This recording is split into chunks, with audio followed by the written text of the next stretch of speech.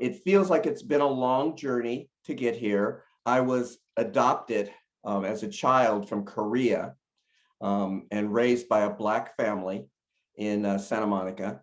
And so growing up in the west side of Los Angeles, I kind of saw the contradictions as being a young Black man, half Black, half Korean, growing up in that area. It kind of made me see the contradictions in the politics that was going on at the time.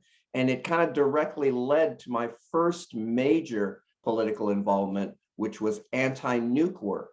So I got very involved with anti-nuke work around San Onofre and Diablo Canyon and cruise missiles being placed in Europe, the whole nuke industry, how it was serving the military industrial complex. And so that was my first major involvement.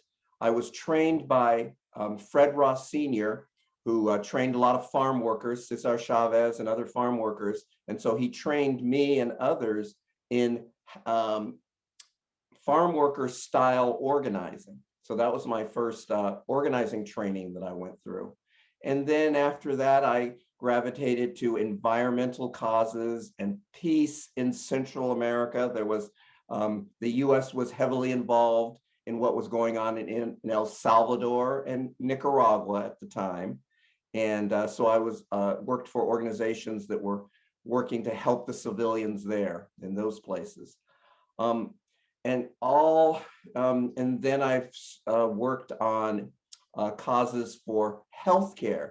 There was an effort for SB 562 several years ago, and that really brought me into the community. I would table at local farmers markets and talk to the neighbors about what we needed, what they needed in their lives to make their lives better.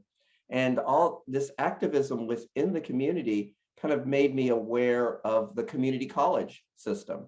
The community college can serve the community. It serves the young people who are fresh out of high school, but not planning to go to a four-year college right away. And it can serve adults of all types, people who can take free classes at the community college or paid classes at the community college and learn skills or learn general information. So the community college is a great resource using state funds and local funds to pay for this educational and skill training facility for the whole community. So I've been watching the board meetings and following what's been happening at the schools. And even though Pasadena City College has a great reputation, it has some good numbers in terms of converting students into four-year colleges. And it has up until the pandemic, very high enrollment rates. So it's served the community well, but there has been a lot of controversy and turmoil at the school. Their accreditation was challenged in 2015. They had to do a complete review to get their accreditation reaffirmed. They have had to buy off, to fire and offer severance to multiple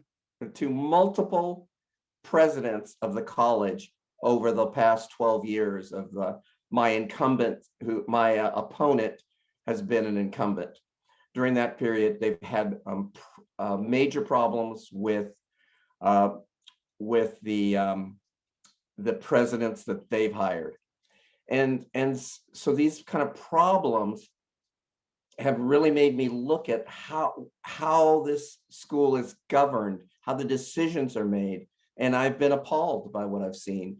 The decisions are made with very little consideration, without calling witnesses, without reviewing the facts, without taking the decisions seriously. So that was why I decided to run. I felt that that they need somebody to come to the board who can give due consideration to the important decisions. The Pasadena City College in good times spends $170 million every year. And they need people who are responsible to handle this funding, to handle the hiring and firing, which the board does, and to handle the programs, new programs and cutting programs that the board does. So for all those reasons, I decided to run for this position of Pasadena City College Board of Trustees, District 3.